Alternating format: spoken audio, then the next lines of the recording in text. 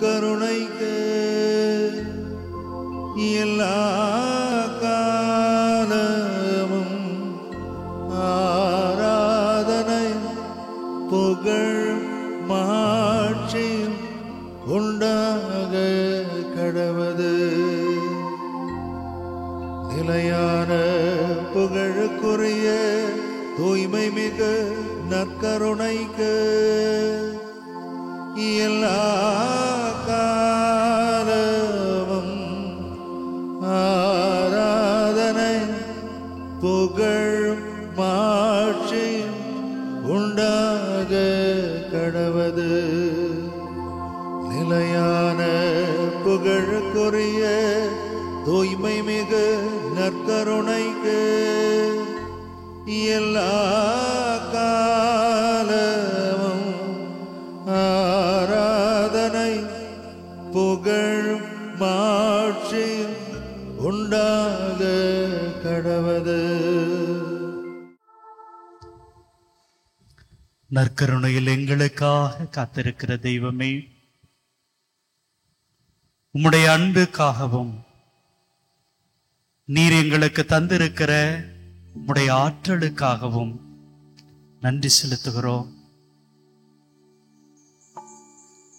இதோ இந்த மக்கள் ஒவ்வொருவரையும் இவர்களது குடும்பங்களையும் இந்த நேரத்தில் நாங்கள் ஒப்புக் கொடுக்கிறோம். ஆண்டவரே, ஆண்டவரே, வாழ்க்கையில் எங்களுக்கு ஏற்படுகின்ற பல்வேறு பிரச்சனைகளுக்கு மத்தியிலே நாங்கள் உம்மிடமிருந்து விலகி விடுகிறோம். நம்பிக்கையிலிருந்து தளர்ந்து போகிறோம். தெய்வமே, தள்ளாடி தள்ளாடி தடுமாறி விழுந்து போகிறோம். ஆண்டவரே, எங்களுடைய நம்பிக்கையை இன்னும் இன்னும் நாங்கள் வளர்த்து கொள்வதற்கு உம்முடைய ஆற்றலை தாரும், உம்முடைய அன்பை தாரும்.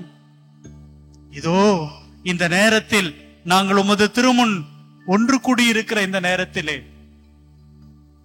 நம்புகிறேன் குணமாக என்று சொன்ன தெய்வம் நீர் எங்களோடு இருக்கிறீர் என்று நாங்கள் நம்புகிறோம். ஐயா, இதோ இங்க இருக்கிற ஒவ்வொரு மக்களையும் இவர்களது குடும்பங்களையும் நாங்கள் ஒப்பு கொடுத்து ஜெபிக்கிற இந்த நாள், இந்த நேரம் ஆசீர்வதிக்கப்பட்ட நாளாக, ஆசீர்வதிக்கப்பட்ட நேரமாக எங்களுக்கு அமைய செய்தருளும். ஆண்டவரே, ஆண்டவரே, உம்மிடமிருந்து நாங்கள் விலகி போய் யாரை சந்தித்து அந்த நம்பிக்கையை பெற்றுக்கொள்ள இயலும், யாரை சந்தித்து நாங்கள் குணம் பெற்றுக்கொள்ள இயலும், யாரை சந்தித்து நாங்கள் ஆறுதலை பெற்றுக்கொள்ள முடியும்?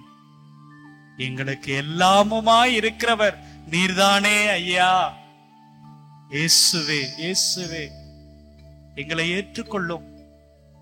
இதோ எங்களது நம்பிக்கை இன்மையால் எங்களை ஒதுக்கி விடாதேயும் ஆண்டவரே. நாங்கள் தளர்ந்து போயிருக்கிற அந்த நிலையிலே எங்களை வெறுத்து விடாதேயும் ஆண்டவரே.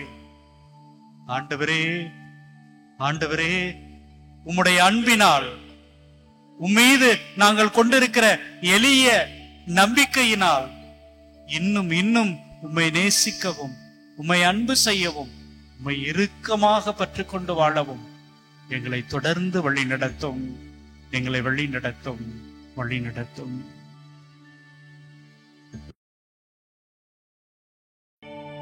எழுந்திருப்போம். உயிரோடு எழுந்தவரே, உம்மை ஆராதனை செய்கிறோம், ஆராதிக்கிறோம். ஆண்டவரே, ஜீவனின் அதிபதியே, உம்மை ஆராதனை செய்கிறோம்.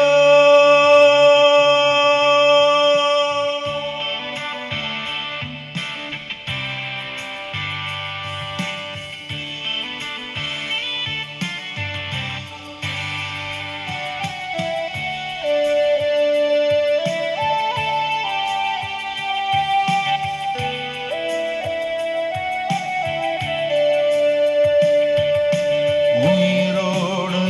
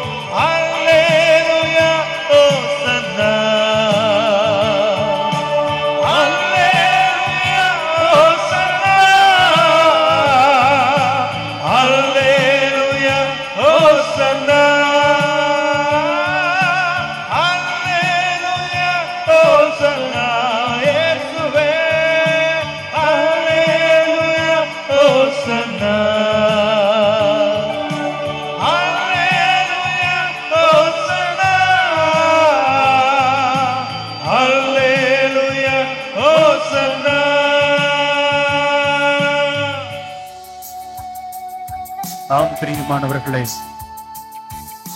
இதோ இந்த நற்கருணையிலே இருக்கிறவர், உயிரோடு இருக்கிறவர்,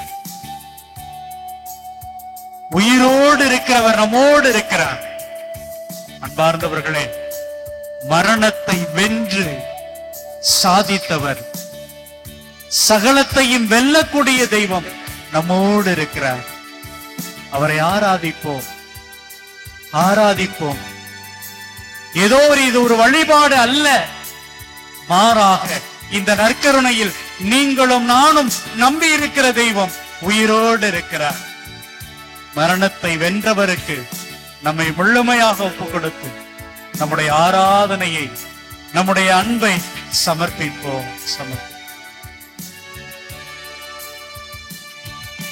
மரணத்தை ஜெயித்தவரே, உம்மை ஆராதனை செய்கிறோம்.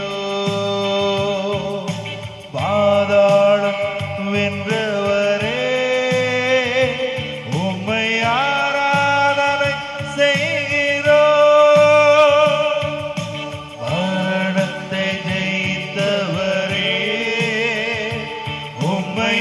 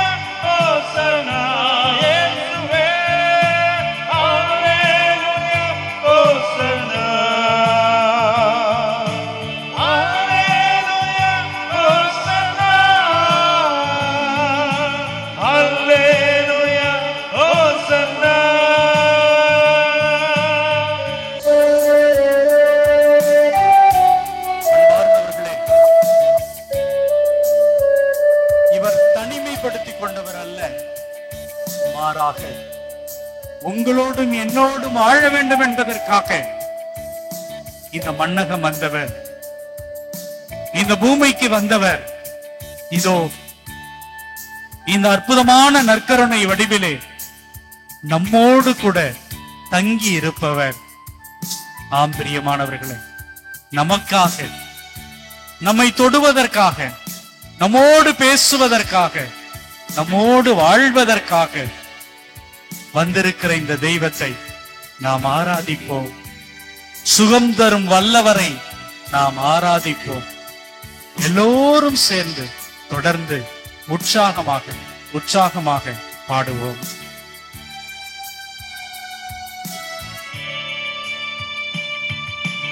எம்மோடு வாழ்பவரே, உம்மை ஆராதனை செய்கிறோம். சுகம் தரும் வல்லவரே, உம்மை ஆராதனை செய்கிறோம். பாடும். எம்மோடு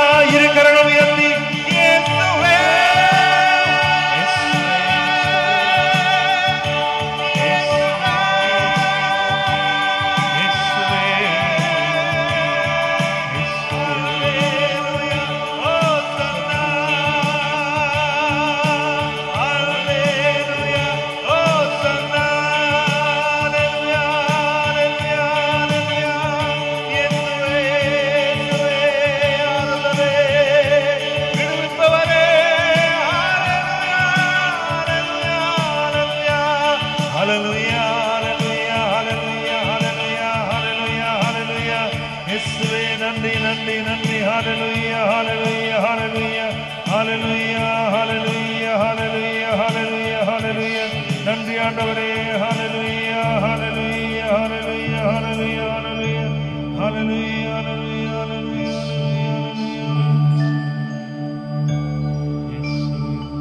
உம்மையல்லாமல் எனக்கு யாருண்டு? இயேசுவே, நீங்க இல்லைன்னா எனக்கு யாரும் இல்லை ஆண்டவரே. உம்மை தவிர விருப்பம் ஏதோ உண்டு? ஆண்டவரே, உங்களை தவிர எனக்கு வேற எதுவுமே வேணாம் ஆண்டவரே. உம்மையல்லாமல் எனக்கு யாருண்டு? இயேசுவே, ஓடி வந்திருக்கிறோம். உம்மை தவிர விருப்பம் ஏதோ உண்டு? உங்களை தான் ஆண்டவரை தேடி வந்திருக்கிறோம். ஆசையெல்லாம் நீதானையா, என்னுடைய ஆசையெல்லாம் நீதான் ஐயா. தேவையெல்லாம் நீதானையா, என்னுடைய தேவையெல்லாம் நீதான் ஆண்டவரே. ஆசையெல்லாம் நீதானையா, ஆண்டவரே நீதான் ஐயா. தேவையெல்லாம் நீதானையா. ரட்சகரே இயேசுநாதா, தேவையெல்லாம் நீதானே. ரட்சகரே இயேசுநாதா, தேவையெல்லாம் நீதானே. தேவையெல்லாம் நீதானே. தேவையெல்லாம் நீதானே.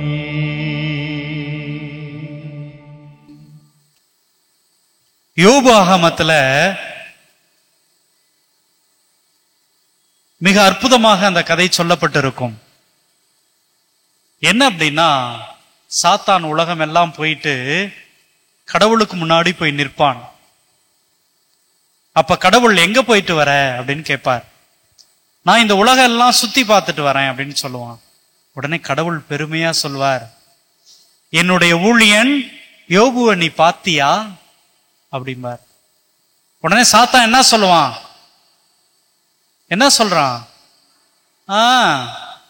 அவனுக்கு என்ன, நீங்க எல்லாத்தையும் கொடுத்திருக்கிறீங்க, தேவையான செல்வங்களை கொடுத்திருக்கிறீர்கள், ஏராளமான வளங்களை வாரி வழங்கி இருக்கிறீங்க, அவன் அப்புறம் உங்க பிள்ளையா இல்லாம எப்படி இருப்பான்? அன்பார்ந்தவர்களே, நம்ம வாழ்க்கையில எப்பொழுதும் எனக்கு ஒருவேளை நல்ல கடவுள் வச்சிருக்கிறார் அப்படின்னா செய்யறதுல பிரச்சனையே இல்லைங்க. எப்ப தெரியுங்களாங்க கடவுளை விட்டு விலகி போகிறோம், தூரமா போயிடுறோம்? ஃபாதர், நான் மருத்துவமனையில என்னுடைய குழந்தையை வைத்துக் கொண்டு போராடி கொண்டு இருந்தேன். கடவுள்கிட்ட அப்படியே முழங்கால் போட்டு வேண்டினேன் ஃபாதர், ஆனா எனக்கு எதுவும் நல்லது நடக்கல ஃபாதர். நானும் பல ஆண்டுகளாக என்னுடைய வாழ்க்கையில போராடி போராடி தோத்துக்கிட்டே போறேன் ஃபாதர். எப்படி ஃபாதர் நான் கோயிலுக்கு போக முடியும்? இங்க என்ன பிரச்சனை அப்படின்னா, நமக்கு ஏதோ ஒரு சின்ன ப்ராப்ளம் என்னுடைய வாழ்க்கையில வருகிறது என்கிற ஒரு நிலை வருகிற பொழுது நான் கடவுளுடைய அன்பிலிருந்து நம்பிக்கையிலிருந்து விலகி போகிறேன். அன்பார்ந்தவர்களே, நம்பிக்கையின் தந்தை யாருங்க? ஆபிரகாம். ஏன் அவரை நம்பிக்கையின் தந்தை அழைக்கிறோம், நம்பிக்கையின் தந்தை அப்படின்னு அழைக்கிறோம்? நல்லா யோசிச்சு பாருங்க. 15வது அதிகாரம், 15வது அதிகாரத்துல என்ன நடக்குது அப்படின்னா, கடவுளுடைய தூதர் அவரோடு ஒரு உடன்படிக்கை செய்து கொள்கிறார். அந்த உடன்படிக்கை செய்து கொள்கிற அந்த நேரத்துல நீங்க விவிலியம் வைத்திருந்தீர்கள் அப்படின்னா 5வது வசனம் வாசிங்க. 15:5 வாசிங்க. அப்பொழுது ஆண்டவர் ஆபிரகாமை வெளியே அழைத்து வந்து, வானத்தை நிமிர்ந்து பார், முடியுமானால் விண்மீன்களை எண்ணிப்பார், இவற்றைப் போலவே உன் வழி மரபினரும் இருப்பர் என்றார். அன்பார்ந்தவர்களே, நமக்கு தெரியும் ஆபிரகாமுக்கு இந்த வாக்குறுதி கொடுத்த பொழுது குழந்தையே இருந்துச்சா? இல்ல, குழந்தை இல்ல. சாராள் ஏறக்குறைய வயது முதிர்ந்த நிலையில இருக்கிறார். நீங்க இத அப்படியே வாசிச்சுட்டு அவ்வளவு எளிதாக கடந்து போயிட முடியாதுங்க. ஆபிரகாம் அப்படியே ஒரு மிகப்பெரிய மனிதராக உருவாகி இருக்கிறார், எல்லாம் சரிதான். ஆனால் அவருடைய பெயரை சொல்வதற்கு வாரிசு இல்ல, வாரிசு இல்ல. ஒரு சந்ததியில மிக மிக முக்கியமானது என்னது? குழந்தை பேரு இல்ல. மிக அற்புதமாக சொல்லப்பட்டிருக்கிறது. என்ன பண்றாரு கடவுளுடைய தூதர்? அவரை வெளியே கூட்டிக்கிட்டு வரார். நீங்க நல்லா பாத்தீங்கன்னா தெரியும். உங்களுக்கு உடல் சோர்வு ஏற்பட்டுருச்சு அப்படின்னா வெளியில போறதுக்கு யோசிப்பீங்க. நான் எங்க ஃபாதர் வெளியில போறது? ஒன்னும் முடியல ஃபாதர். அப்படியே வீட்டுக்குள்ளேயே முடங்கி கிடப்போம். நோய் வந்துருச்சு அப்படின்னா முடங்கி கிடப்போம். 4 பேரு நம்மளை பார்த்து ஏதாவது தவறு சொல்லிடுறாங்க, நான் ஏதோ ஒரு குற்றவாளியாக உணர்கிறேன் என்கிற பொழுது வீட்டுக்குள்ளேயே முடங்கி கிடப்பேன். அப்பெல்லாம் என்ன பண்றோம்? பயந்து போகிறோம், நடுங்கி கொண்டே இருக்கிறோம், அடங்கி கொண்டே இருக்கிறோம்.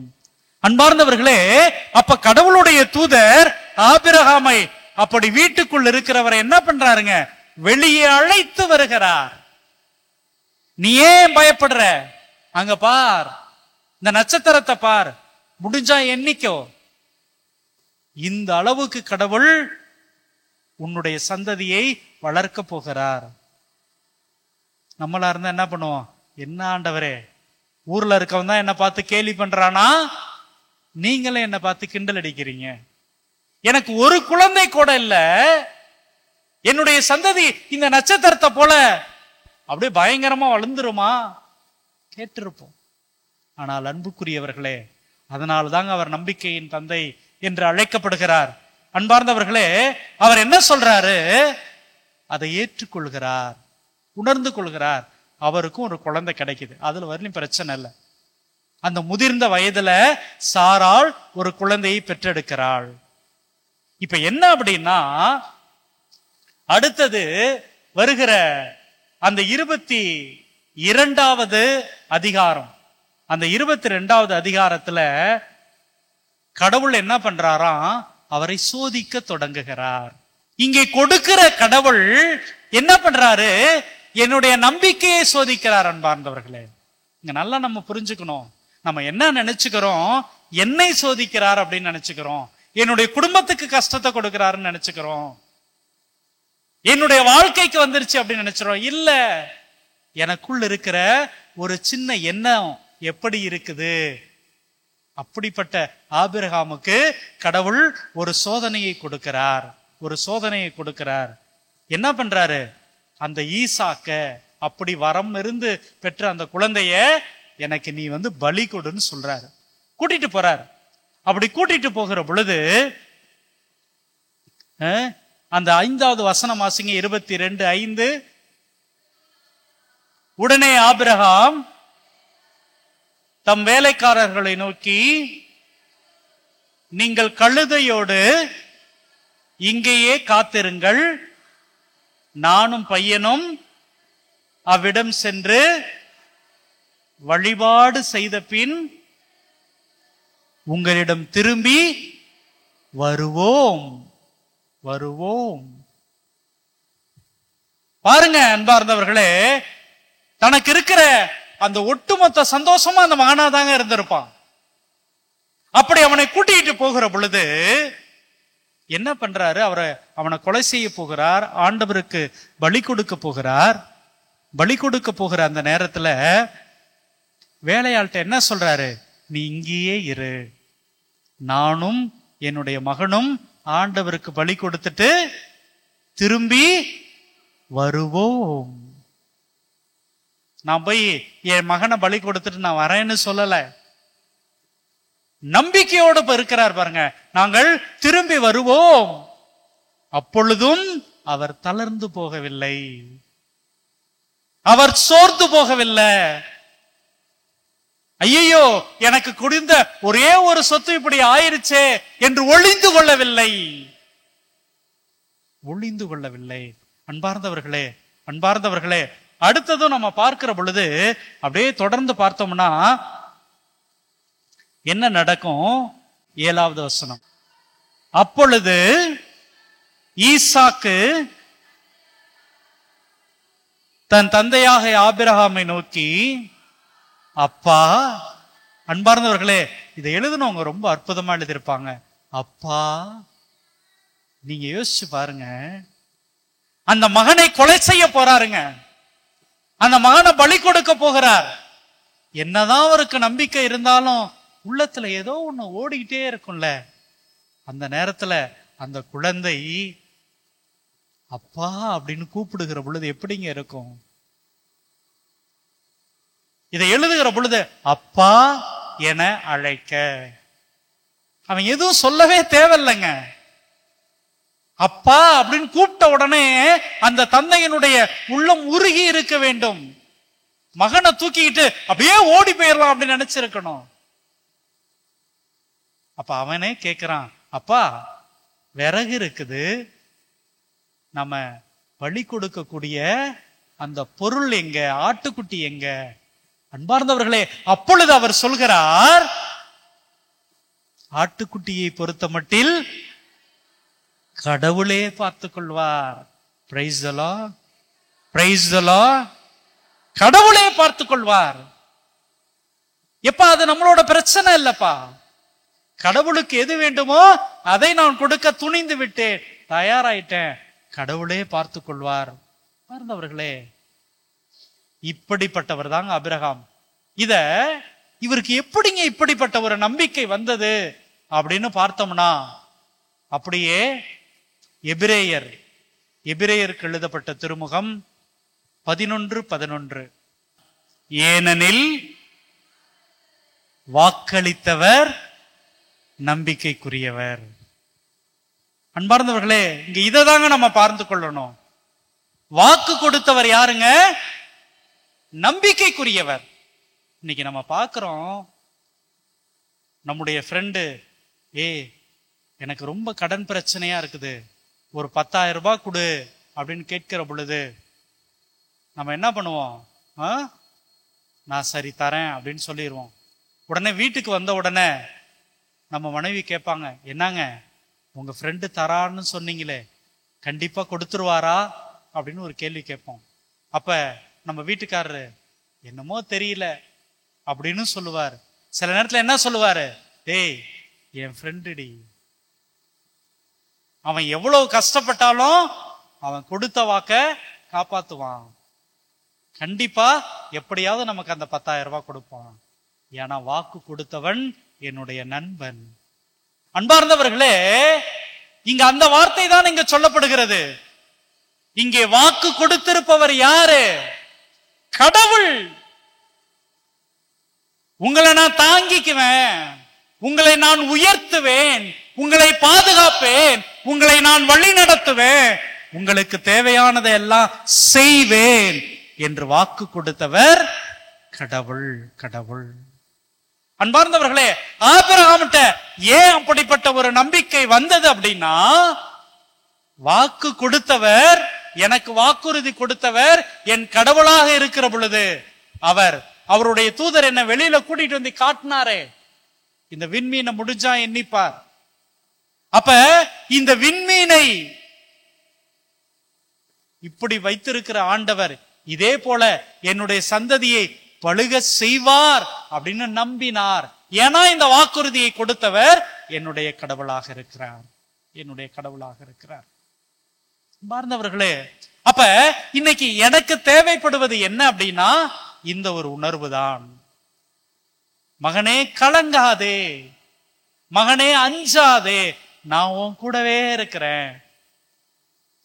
நான் உன்னை விட்டு விலக மாட்டேன், உன்னை நான் தாங்கிக்குவேன், உன்னை தூக்கி பிடிப்பேன், உன்னை உயர்த்தி பிடிப்பேன் என்று வாக்கு கொடுத்தவர் யாருங்க? என்னுடைய கடவுள், என்னுடைய கடவுள். அப்ப என்ன அப்படின்னா, எனக்கு ஒருவேளை என்னுடைய வாழ்க்கையில ஒரு பிரச்சனை வருது, சோதனை வருது அப்படின்னா கடவுள் என்னோடு இல்லை என்ற அர்த்தம் இல்லைங்க. அது நிகழ்ந்திருக்கிறது. நான் எவ்வளவு கடவுளுக்கு பிரியமானவன் என்பதை இங்கே நான் நிரூபிக்க அழைக்கப்பட்டிருக்கிறேன். நான் அதை உணர்த்தி காட்ட இங்கே அழைக்கப்பட்டிருக்கிறேன். அப்ப எனக்கு முன்னாடி இருக்கிற இந்த நம்பிக்கையில ஒரே ஒரு சவால் என்ன அப்படின்னா, எனக்கு ஒரு துன்பம் வருது, ஒரு நோய் வருது, ஏதோ ஒரு பிரச்சனை வருது அப்படிங்கிறதுக்காக நான் ஏன் இவருடைய அன்பிலிருந்து விலக வேண்டும்? விலக வேண்டும். ஏன் ஆபிரகாமை போல என்னால இருக்க முடியல அப்படின்னா நான் பயப்படுறேன். அப்ப கடவுளை மறந்துட்டு வாக்கு கொடுத்தவர், என்ன பாதுகாப்பேன், வழி நடத்துவேன் அப்படின்னு சொன்னவர், கடவுள் என்பதையெல்லாம் நான் மறந்துட்டு யாரோ ஒரு மனிதர் சொல்லுகிற அந்த வார்த்தையை எண்ணி நான் கலங்குகிறேன், நான் தவிக்கிறேன், நான் பயப்படுறேன், நான் அச்சம் கொண்டவனாக, அச்சம் கொண்டவளாக வாழ்ந்து கொண்டிருக்கிறேன், வாழ்ந்து கொண்டிருக்கிறேன்.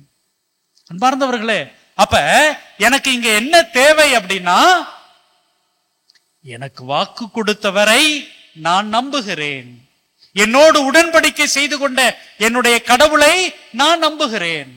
இதோ என்னாலும் நான் உன்னை விட்டு கொடுக்க மாட்டேன், கலங்காதே, அஞ்சாதே அப்படின்னு சொன்ன என்னுடைய தெய்வத்தை நான் நம்புவேன் அப்படின்னு சொல்லி அவரை நான் பிடித்து கொண்டு வாழ்வதுதான் இங்கே நம்பிக்கைக்குரிய செயல், இங்கே வல்லமைக்குரிய செயல்.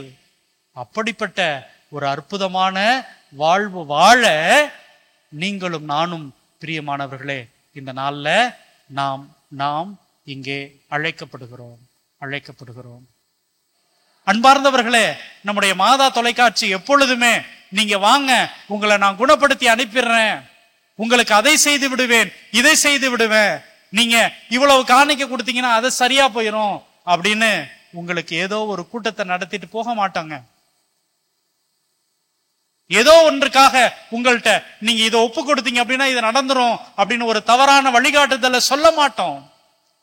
காரணம், நீங்கள் இந்த வாழ்க்கையை இன்னும் அதிகமாக அன்பு செய்ய வேண்டும், இந்த வாழ்க்கையை கொடுத்திருக்கிற நம்முடைய இயேசுவை இன்னும் இன்னும் நேசிக்க வேண்டும். அப்படி நேசிக்கிற பொழுது, அப்படி உணர்கின்ற பொழுது இந்த கடவுளுடைய ஆசீர்வாதத்தை நீங்க எந்த நிலையில் இருந்தாலும், நோயில் இருந்தாலும், வறுமையில் இருந்தாலும், பசியில் இருந்தாலும், பாவத்தில் இருந்தாலும் உணர்ந்து கொள்ள வேண்டும். அதன் வழியாக கடவுளுடைய ஆசீரை பெற வேண்டும். Praise the Lord, praise the Lord. ஆம் அன்பார்ந்தவர்களே, கடவுளுடைய அன்பு அப்படிங்கிறது வெறுமனே நான் மகிழ்ச்சியோடு இருப்பது மட்டும் அல்ல பிரியமானவர்களே, அல்ல. கடவுள் உங்களுடைய நோய்களை தாங்கிக் கொள்வதற்கு தயாராக இருக்கிறார், உங்களை சுமப்பதற்கு தயாராக இருக்கிறார். அதுக்காக நான் எப்படினாலும் வாழ்வேன், கடவுள் என்னை தாங்கிக் கொள்ள வேண்டும் என்பது அல்ல ஆன்மீகம். எந்த நிலையிலும் நான் என் கடவுளோடு இருப்பேன் என்பதை புரிந்து கொள்வதுதாங்க நம்பிக்கை.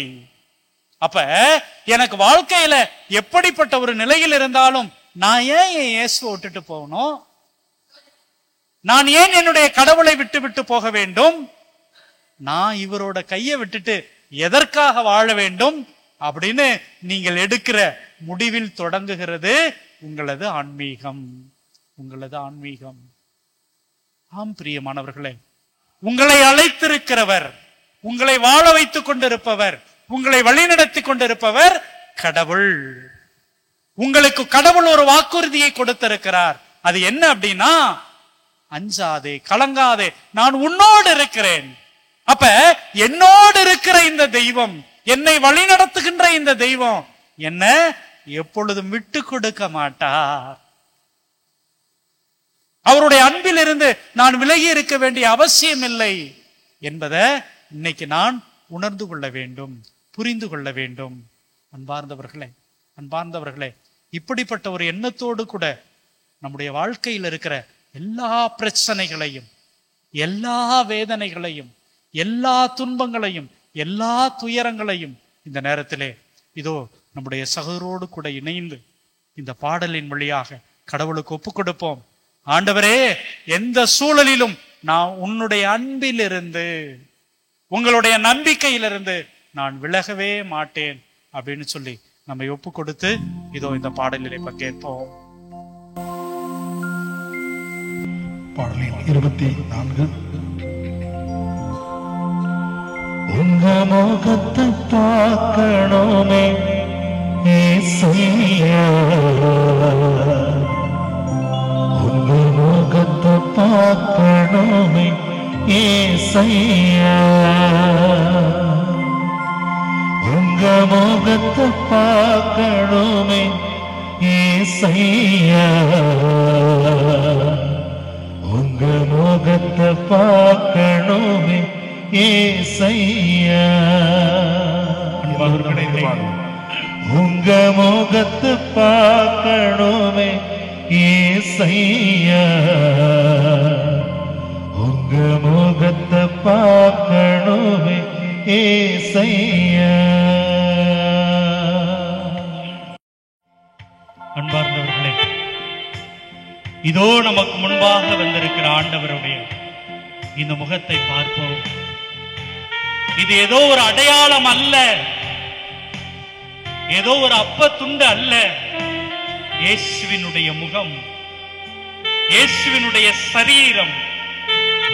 இதை உணர்ந்து அத்தகைய ஒரு நம்பிக்கையோடு கூட நம்மை அழைத்தவர், நம்மை பாதுகாப்பார், நம்மை வழி நடத்துவார் என்கிற ஒரு உணர்வோடு கூட நம்மை முழுவதும் ஒப்புக் கொடுப்போம்.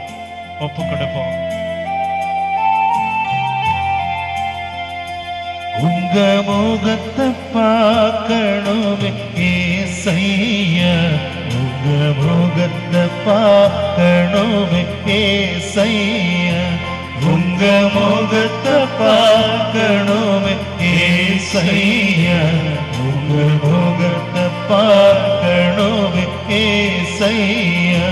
இயேசுவே வாருமே, இயேசுவே வாருமே, இயேசுவே வாருமே, இயேசுவே வாருமே. ஆண்டவரே, இதோ உம்முடைய முகத்தை பார்க்கிற பொழுது எங்களது பாடுகள், எங்களது துயரங்கள், எங்களது வேதனை, கஷ்டம், கண்ணீர் எல்லாம் மறைஞ்சு போயிரும் ஆண்டவரே. ஆனா பல நேரத்துல எனக்கு பாடுகள் வருகிற பொழுது, என் வாழ்க்கையில துயரங்கள் வருகிற பொழுது நான் ஓடி போயிட்டேன். ஆண்டவரே, உம்மை பார்க்க மாட்டேன் அப்படின்னு சொல்லிட்டு நான் ஆலயத்திற்கு வருவது தயங்கினேன். ஆண்டவரே, இல்ல, உம்முடைய முகத்தை பார்ப்பதுதான் எனக்கு ஆறுதல். உம்முடைய முகத்தை பார்க்கிற பொழுது என்னுடைய கலக்கங்கள், கண்ணீர் எல்லாம் மாறி போயிடும். இதோ நம்பிக்கையோடு வந்திருக்கிறோம் ஆண்டவரே. நன்றி ஆண்டவரே, நன்றி ஆண்டவரே, நன்றி ஆண்டவரே. இந்த பாடுகள் வேதனை மறைந்துவிடும், எந்த துயரங்கள் கலக்கங்கள் மாறிவிடும். எங்கள் பாடுகள் வேதனை மறைந்துவிடும், எங்கள் துயரங்கள் கலக்கங்கள் மாறிவிடும்.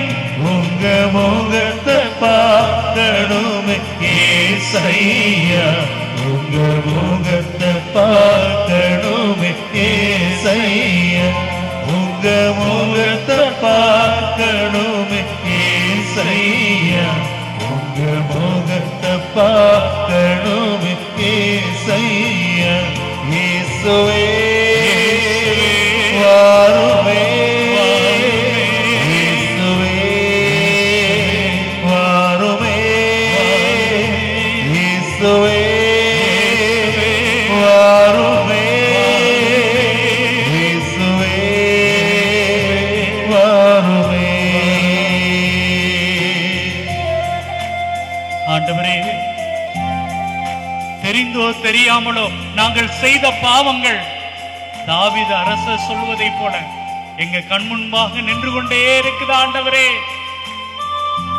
எங்களுக்கு மன்னிப்பு கிடைக்குமா என்கிற பயத்துல நாங்க உம்மை விட்டு தூரமா இருக்கிறோம். ஆண்டவரே, உம்மை சந்திக்க மறந்து போயிருக்கிறோம். ஆண்டவரே, உம்முடைய அன்பிலிருந்து விலகி போயிருக்கிறோம். ஆண்டவரே, இதோ என்னுடைய நம்பிக்கைக்குரியவரை நான் ஏமாத்திட்டேன், என்னுடைய நம்பிக்கைக்குரியவளை நான் ஏமாத்திட்டேன் அப்படிங்கிற குற்ற உணர்வு எனக்கு என் வாழ்க்கையில அமைதிய என்னிடமிருந்து எடுத்துருச்சு. ஆண்டவரே, அமைதி இல்லாமல் நான் தடுமாறி கொண்டே இருக்கிறேன், நான் பயந்து கொண்டே இருக்கிறேன், ஓடி ஒளிந்து கொண்டே இருக்கிறேன்.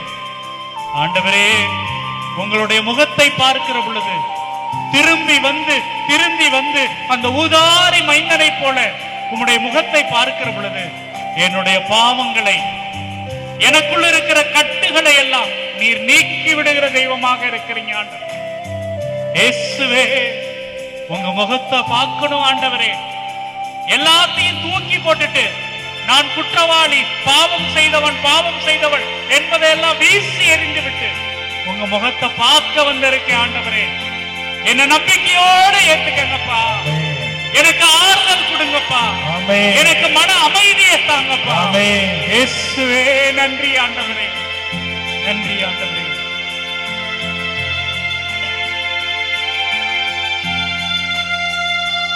எங்கள் பாவத்தின் கட்டுகள் உடைந்து விடும், எங்கள் மனதில் அமைதியை தந்து விடும். எங்கள் பாவத்தின் கட்டுகள் உடைந்து விடும், எங்கள் மனதில் அமைதியை தந்து விடும். உங்க முகத்தை பார்க்கணுமே ஏசையா, உங்க முகத்தை பார்க்கணுமே ஏசையா, உங்க முகத்தை பார்க்கணுமே ஏசையா, உங்க முகத்தை பார்க்கணுமே ஏசையா. இயேசுவே வாருமே, இயேசுவே வாருமே, இயேசுவே வாருமே, இயேசுவே வாருமே, இயேசுவே வாருமே, இயேசுவே வாருமே, இயேசுவே வாருமே, வாருமே, இயேசுவே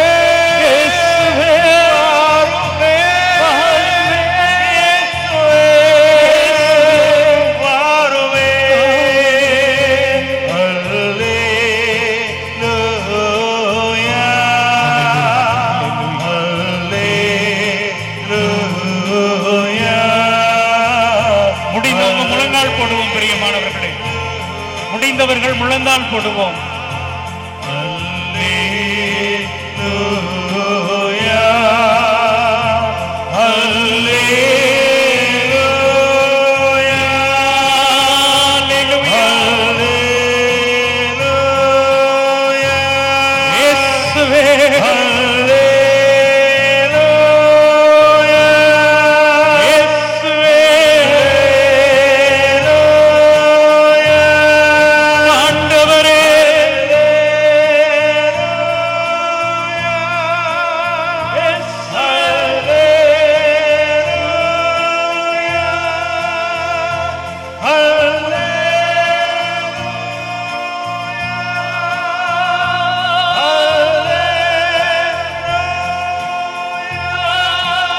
கரங்கள் உயர்த்தி ஆண்டவரை துதிப்போம். ஹல்லேலூயா.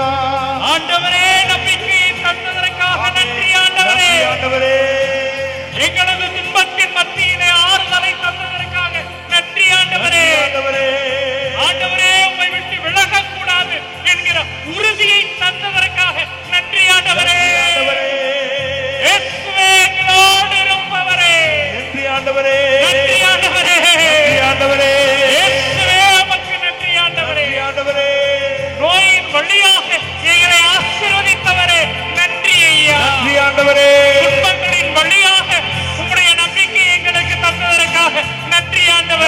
ஆண்டவரே.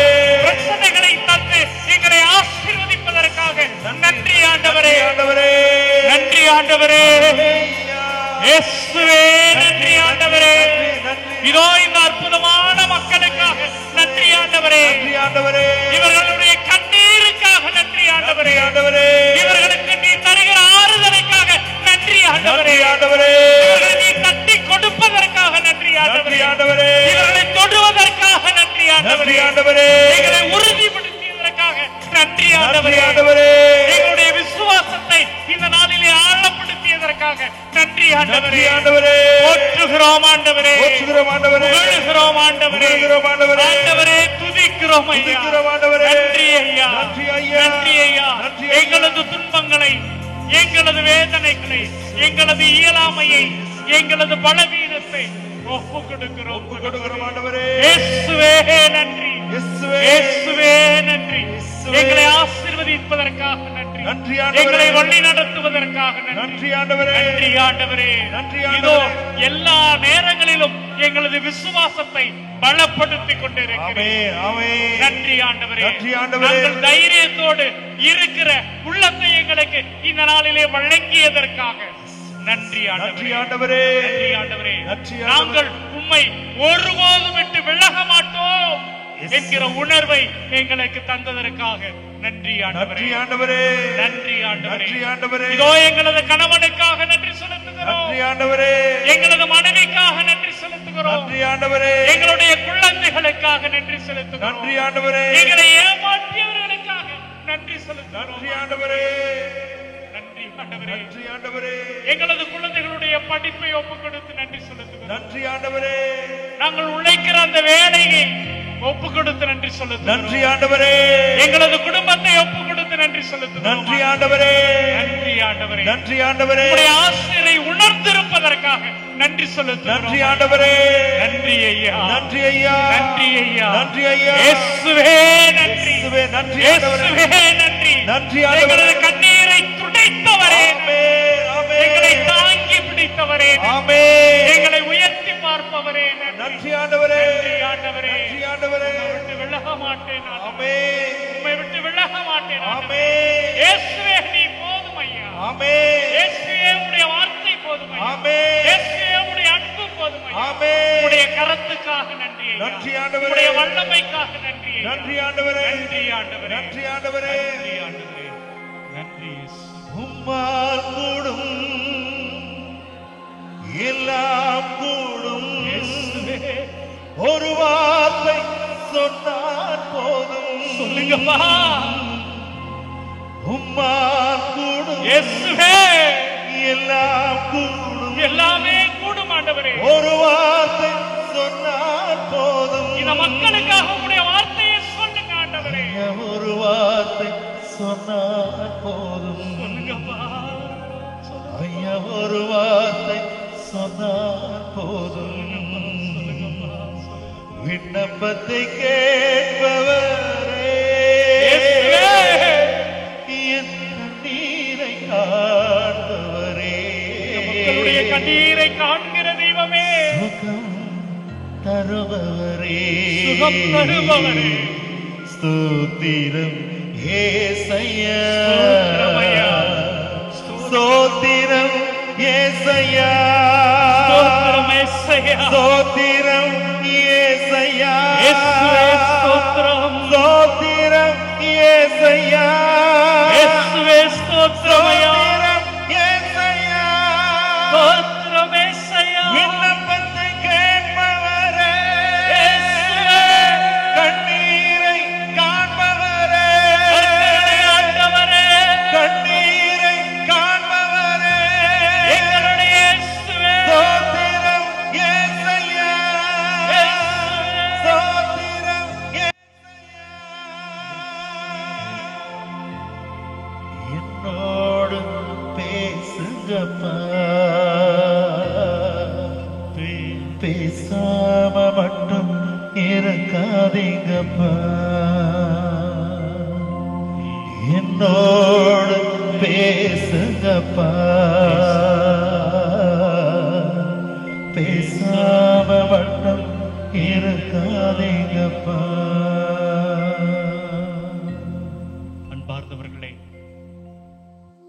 நம்முடைய ஆண்டவர் இயேசு பேசுவதை தொடர்ந்து கேட்போம், தொடர்ந்து கேட்போம். ஒருவேளை நம்முடைய துன்பங்களின் வழியாக நம்முடைய கடவுள் பேசிக் கொண்டிருக்கலாம். நீங்கள் இப்பொழுது சிந்திய அந்த கண்ணீரின் வழியாக கடவுள் பேசிக் கொண்டிருக்கலாம். உங்களது குழந்தைகள் வழியாக, உங்களது கணவன் வழியாக, ஏன் நீங்கள் சந்திக்கிற நண்பர்கள் வழியாக உங்களோடு பேசிக் கொண்டிருக்கலாம். உணர்வோம் பிரியமானவர்களே, உணர்வோம்.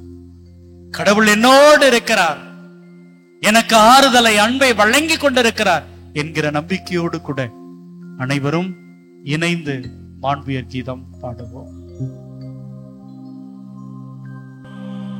மாண்புயரே வருளடையாளத்தை தாழ்ந்து பணிந்து ஆராதிப்போ. பழைய நியம முறைகள் அனைத்தும் இனி மறைந்த முடிவு பெருக. புதிய நியம முறைகள் வருக. புலன்களாலே மனித இதனை அறிய இயலா. குறையை நீக்க நம்பிக்கையின் உதவி பெருக.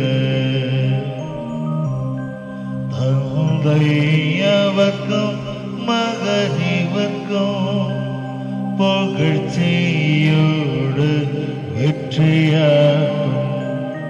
மீட்பின் பெருமை மாட்சிமையோடு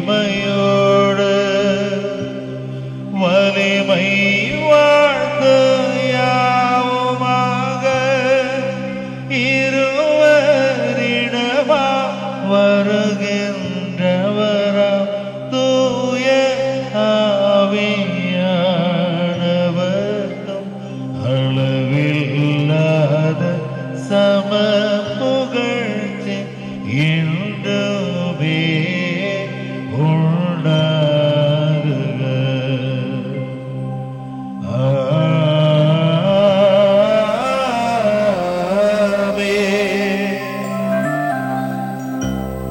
மன்றாடுவோமாக. இறைவா, இந்த வியப்புக்குரிய திருவருள் சாதனத்திலே உம்முடைய திருப்பாடுகளின் நினைவை எங்களுக்கு விட்டு சென்றி உமது திருவுடல் திருரத்தம் இவற்றின் மறைபொருளை வணங்கும் நாங்கள் உமது மீட்பின் பலனை இடைவிடாது அனுபவிக்க அருள் புரிவீராக. தந்தையாகிய இறைவனோடு தூய ஆவியாரின் ஒன்றிப்பில் இறைவனாய் என்றென்றும் வாழ்ந்து ஆட்சி செய்கின்ற அவர் வழியாக உம்மை மன்றாடுகின்றோம்.